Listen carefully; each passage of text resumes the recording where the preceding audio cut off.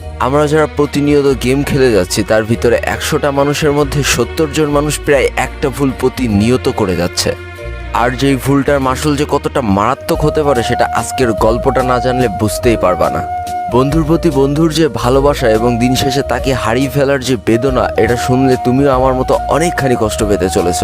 তাই এই ছোট্ট ভুল থেকে ঘটে যাওয়া বড় একটা দুর্ঘটনা যাতে তোমার লাইফেও ঘটে না যায়, তাই আজকের ভিডিওটা সম্পূর্ণ দেখতে থাকো। আর যেই গল্পগুলো মানুষের জীবন থেকে নেওয়া হয় সেখান থেকে অনেক কিছু শেখার থাকে। তো বেশি প্যাক না করে ছোট্ট একটা ইন্ট্রো দিয়ে আজকের ভিডিও শুরু করা যাক।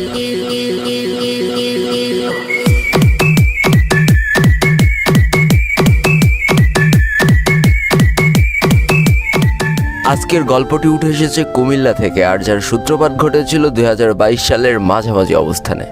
সামান্য এই গেমে করা ছোট্ট একটা ভুলের জন্য যে শুধু একটা পরিবারই শেষ হয়ে গিয়েছিল তা না, বরং সমাপ্তি ঘটেছিল এক অমর বন্ধুত্বের। কি অদ্ভুত একটা ব্যাপার না, গেম থেকে তৈরি হওয়া সম্পর্কটা গেমের জন্যই চিরতরে শেষ হয়ে গেল। মূল বিপত্তি 2022 সালের মাঝামাঝি অবস্থায় ঘটলেও এই জিনিসটার সূত্রপাত হয়েছিল 2018 সাল থেকে। সময়টা ছিল 2018 সাল। দুইজনের বাসা একই এলাকায়, তারা দুইজন একই সাথে স্কুলে যেত, আবার একই সাথে বাসায় ফিরে আসতো। এমনই একটা দিন তারা দুইজন স্কুল শেষ করে যখন বাসার দিকে ফিরছিল, তখন তাদের এলাকায় কয়েকজন পোলাপান মিলে কি জানি একটা করছিল। খুব সম্ভবত তারা বুঝতে পারে যে কোনো গেম হয়তো তারা খেলছিল। কৌতূহলবশত তারা সেদিকে এগিয়ে গেলে দেখতে পারে যে কয়েকজন মানুষ সেখানে বসে ফ্রি ফায়ার খেলছে এবং তাদের ভিতরে একটা আগ্রহ জন্মায়। এবং তারা ওই দিন সিদ্ধান্ত নিয়ে ফেলে যে তারাও আজকে থেকে বাসায় যে এই গেমটা ডাউনলোড করে এই গেমটা খেলা শুরু করবে, আর যেই গেমটা ছিল ফ্রি ফায়ার গেম। তবে এই ফ্রি ফায়ার গেম অনেক মানুষের ভাগ্য পরিবর্তন করে দিলেও এই দুইটা মানুষের যে ভাগ্য কোন দিকে পরিবর্তন করে দেবে সেটা তোমরা কল্পনাও করতে পারছো না।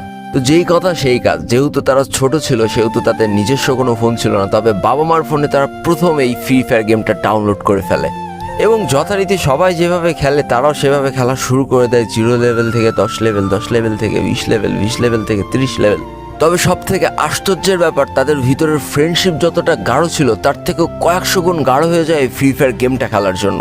তারা স্কুল থেকে এসে যখন ফাঁকা টাইম পেত তারা সবসময় একসাথে এই ফ্রি ফায়ার গেমটা খেলা শুরু করে এবং সব থেকে ভালো ব্যাপার তাদের লেভেলও কিন্তু একসাথে আপ হচ্ছিল। তাদের বন্ধুত্বটা যে কতটা গাঢ় ছিল সেটা বোঝানোর জন্য সেই ছেলেটা আমার কাছে একটা ছোট্ট গল্প করেছিল যে তারা যখন নতুন ইভেন্ট আসতো তখন সেই ইভেন্টগুলো কিভাবে নিত তোমরা জানো?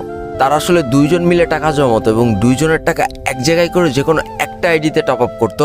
তো আজকে ধরো একটা নতুন ইভেন্ট এসেছে, এই ইভেন্টটা এক বন্ধু নিয়েছে, তার কয়দিন পরে যখন আরেকটা ইভেন্ট আসতো তখন আবার দুইজনের টাকা এক জায়গায় করে আরেকটা বন্ধু ওই ইভেন্টটা নিত। এই করতে করতে একটা দিকে তাদের বন্ধুত্ব যেমন গাঢ় হচ্ছিল, অপরদিকে তাদের কিন্তু আইডি লেভেল আস্তে আস্তে বাড়ছিল। তো এই করতে করতে 2018 সাল গেল, 19 সাল গেল, 20 সাল গেল, 21 সাল গেল, তারা পা দিল 2022 সালে এসে। আইডির লেভেলও কিন্তু 65 লেভেল আপ হয়ে গিয়েছে। আর সব থেকে মজার ব্যাপার, তাদের দুইজনের আইডি লেভেল একই সাথে সাথে বাড়ছিল, অর্থাৎ দুইজনের আইডির লেভেলই কিন্তু 67 লেভেল ছিল। সব থেকে দুঃখের ব্যাপার ছিল তাদের দুইজনের ডিভাইস কিন্তু সমান ছিল না। একজনের ডিভাইস মোটামুটি ভালো থাকলেও আরেকজনের ডিভাইস কিন্তু দিনকে দিন খারাপ হতেই চলেছিল।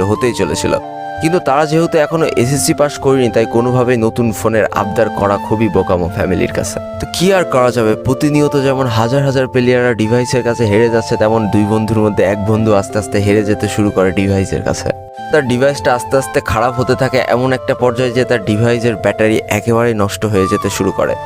অর্থাৎ সারাদিন পরে স্কুল শেষ করে পড়াশোনা শেষ করে যখন রাতে দুই বন্ধু একসাথে গেম খেলতে বসতো তখন এক বন্ধুর ফোনে চার্জ থাকতো না, তখন সে কী করতো, চার্জে লাগায় গেম খেলতো।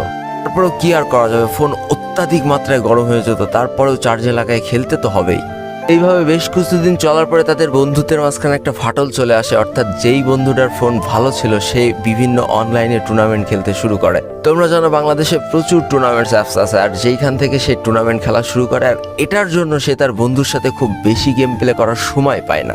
এদিকে এক বন্ধু টুর্নামেন্ট খেলছে, ওইদিকে আর এক বন্ধু ম্যাপ ম্যাচ খেলছে। তো ম্যাপ ম্যাচ খেললে তো আইডি লেভেল একটু বেড়ে যায়। এই করতে করতে 2 লেভেল আপ হয়ে গিয়েছিল যেই বন্ধুটার ডিভাইস খারাপ ছিল, অর্থাৎ যে একটু কম পারতো তার লেভেল হয়ে গিয়েছিল 69, আর যে এখনো পর্যন্ত টুর্নামেন্ট খেলেই যাচ্ছিল তার লেভেল সেই 67তেই পড়েছিল।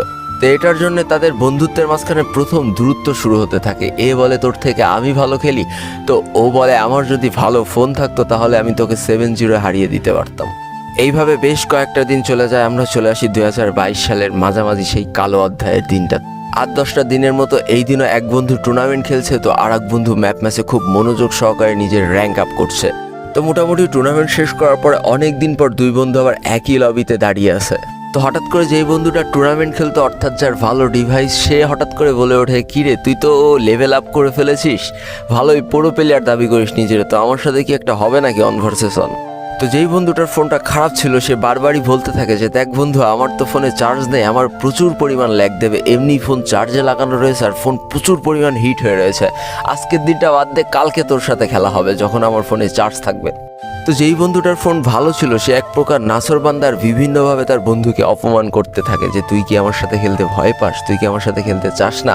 আর একইভাবে যেই বন্ধুটার ফোন খারাপ ছিল সে বারবার রিকোয়েস্ট করতে থাকে যে কোনোভাবে আজকের দিনটা খেলিস না, আজকের দিনটা আমার ফোন আর চাপ নিতে পারছে না, আমার ফোনে চার্জে লাগানো রয়েছে, কোনোভাবে ফোন একেবারে হিট হয়ে রয়েছে, আমি ফোন দিয়ে কোনোভাবে খেলতে পারবো না তোর সাথে। তো শেষমেশ কি আর করার, সেই নাসরবান্দা বন্ধুর অপমানের জ্বালা সহ্য না করতে পারে যেই বন্ধুটার ফোন খারাপ ছিল সে অবশেষে চ্যালেঞ্জ অ্যাকসেপ্ট করেই ফেলে এবং রাজি হয়ে যায় তার সাথে অন ভার্সেস অন একটা কাস্টম খেলার জন্য। তো যেই কথা সেই কাজ, হয় আজকে বন্ধুত্ব আরও গাঢ় হবে, নাই বন্ধুত্ব আজকে এইখানে শেষ হবে, তাও ওয়ান ভার্সেস অনে কেউ কারো ছাড় দিতে রাজি না। প্রথম ম্যাচে যেই বন্ধুটার ভালো ফোন ছিল সে জিততে পারলো, দ্বিতীয় ম্যাচ কিন্তু ঠিকই সেই যার নষ্ট ফোন সেই জিতেছিল।